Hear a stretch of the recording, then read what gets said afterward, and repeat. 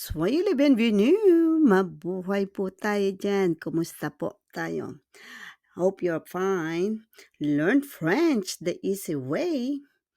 And today's verb, adorer, to love or to like, it means that you j'adore.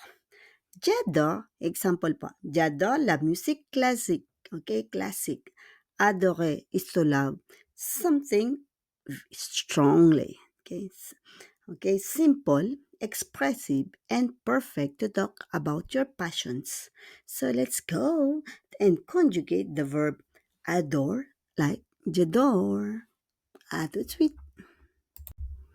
The verb adorer or le verbe adorer to adore. Okay, how we conjugate this? Conjugaison ou présent? Present tense conjugation po, ano? Example, j'adore.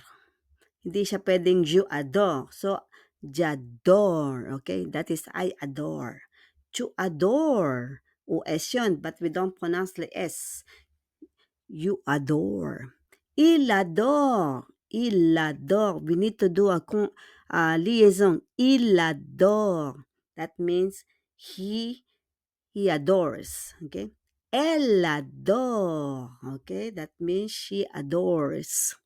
On adore, it means we adore, we like it. Next, nous adorons, that is we adore. Then, vous adorez, that means you adore.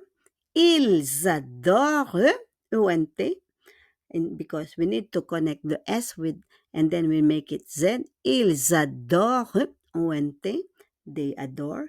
And elles adorent, they adore. Okay, only women. Example. J'adore la musique classique. J'adore la musique classique. I adore classical music. Adorer exprime un sentiment fort. Adorer exprime un sentiment fort. On ne prononce pas le T. To adore expresses a strong feeling. Fort is a strong feeling. Okay? And verb, the premier group mo, UR. So, yan, first group po yan. First group verb ending in ER. And utiliser po, exprimer la passion. Used to express passion. Okay? When you say, j'adore. J'adore making the reels. So, j'adore to vous entendre. J'attends pour vous to like, subscribe, and comment po for more videos. Merci beaucoup. Au revoir tout le monde. Ciao, ciao.